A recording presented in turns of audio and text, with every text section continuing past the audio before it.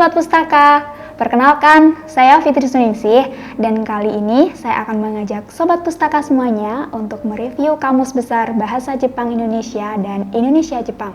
Kamus ini disusun oleh tim Litbang Bahasa yang berada di bawah Kementerian Pendidikan dan Kebudayaan Indonesia, serta menjadi acuan untuk studi kebahasaan.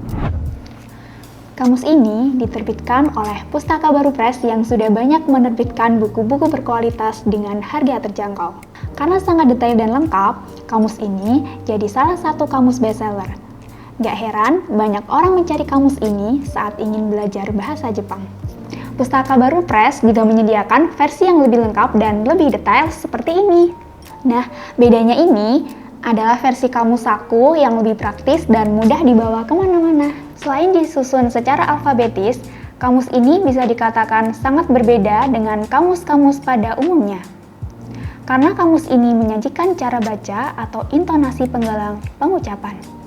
Adapun cara pengucapan pada kamus ini digunakan dengan cara pengucapan orang Indonesia, sehingga pengguna Indonesia dapat menggunakannya dengan lebih mudah dan cepat. Tanpa perlu berlama-lama lagi, yuk kita lihat apa aja isi dari kamus ini. Seperti kamus pada umumnya, kamus ini memiliki dua bagian alih bahasa. Pertama, kita lihat dari bahasa Jepang ke bahasa Indonesia ya. Pertama, kita masuk ke alfabet A. Di kata pertama ada kata abaku, yang dalam bahasa Indonesia artinya membongkar, membuka. Selanjutnya, abara, yang dalam bahasa Indonesia artinya rusuk. Yang ketiga ada abaraya, yang dalam bahasa Indonesia artinya rumah bobrok, miskin. Selanjutnya ada kata abareru, yang dalam bahasa Indonesia artinya mengamuk. Selanjutnya ada kata abata, yang dalam bahasa Indonesia artinya noda, flek, bopeng.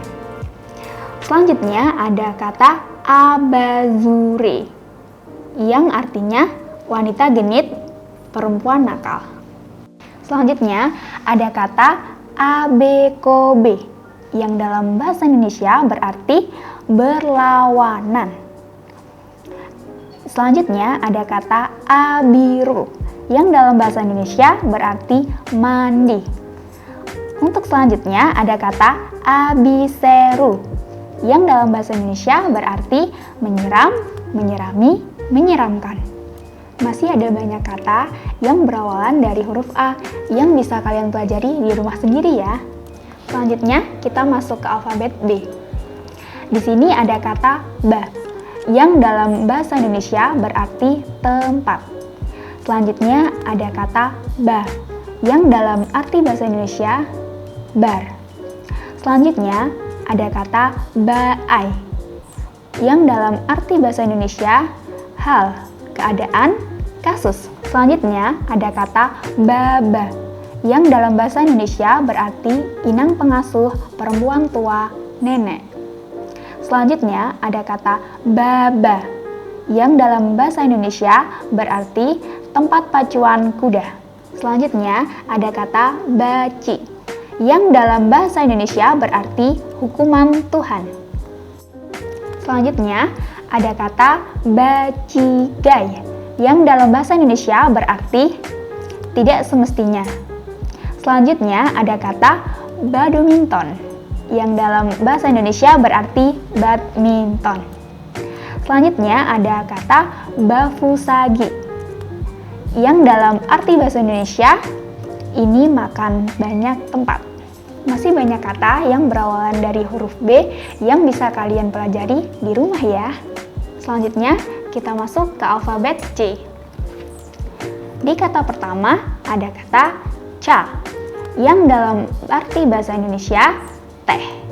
Selanjutnya ada kata cabanasi, yang dalam arti bahasa Indonesia obrolan santai. Selanjutnya ada kata cabin, yang dalam bahasa Indonesia berarti ceret, teko teh. Selanjutnya di sini ada kata caca, yang dalam arti bahasa Indonesia gangguan. Selanjutnya ada kata caci, yang dalam bahasa Indonesia berarti tak berharga, tak berarti. Selanjutnya ada kata cagakata, yang dalam bahasa Indonesia berarti kecoklatan.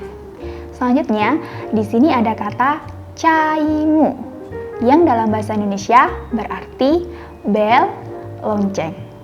Selanjutnya ada kata cairo, yang dalam bahasa Indonesia berarti warna coklat. Selanjutnya ada kata cakasu, yang dalam bahasa Indonesia berarti memperolok, mencemooh, mempermainkan.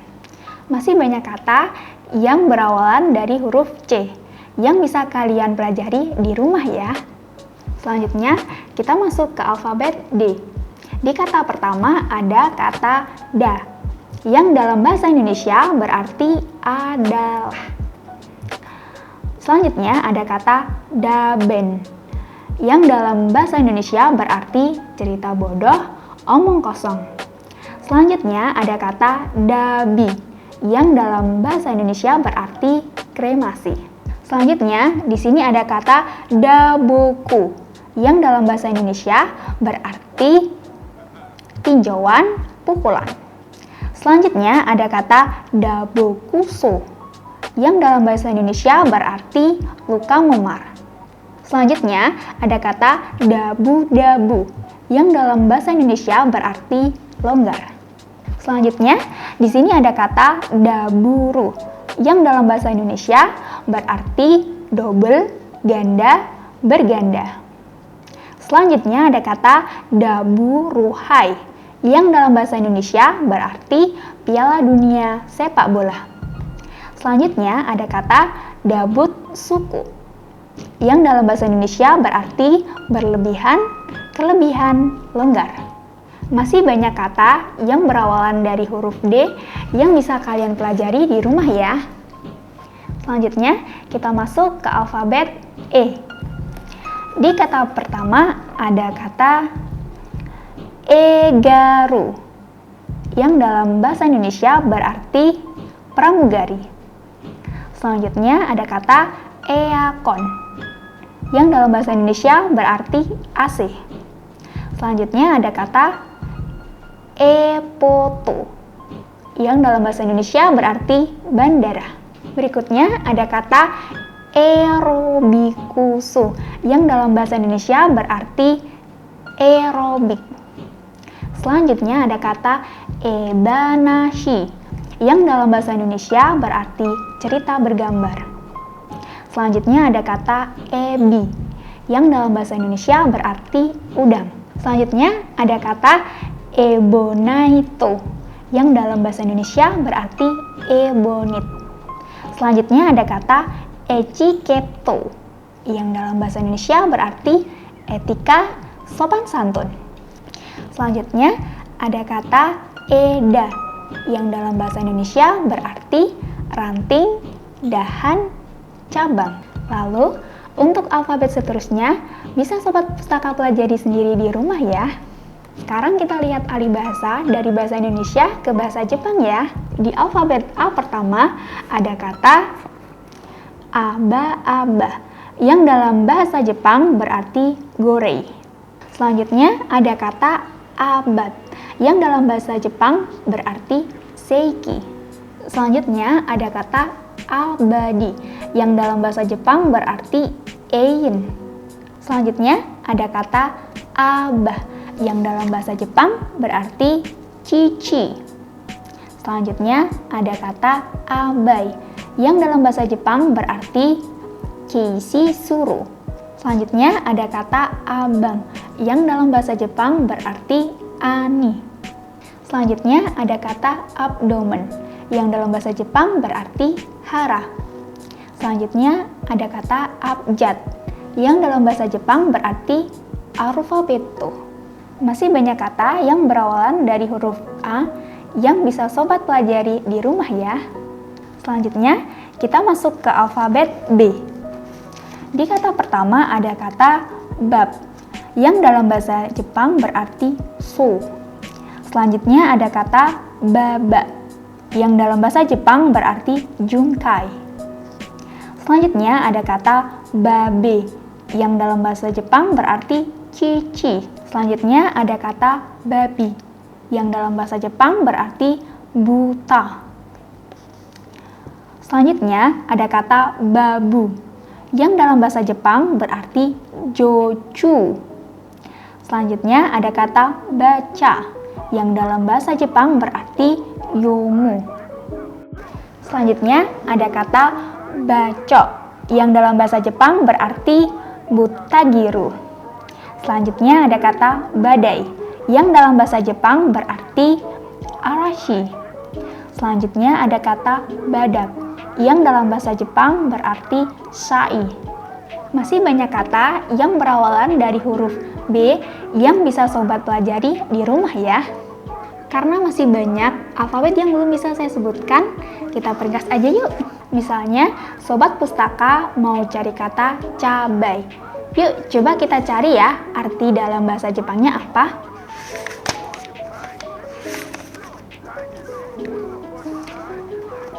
Di sini ada kata cabai, yang dalam bahasa Jepang berarti togarashi.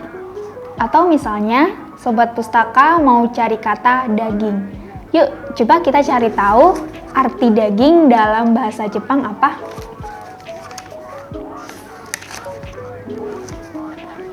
Di sini, kata daging dalam bahasa Jepang berarti niku. Atau misalnya, sobat pustaka mau cari kata foto. Coba ya, kita cari tahu bahasa Jepangnya foto apa.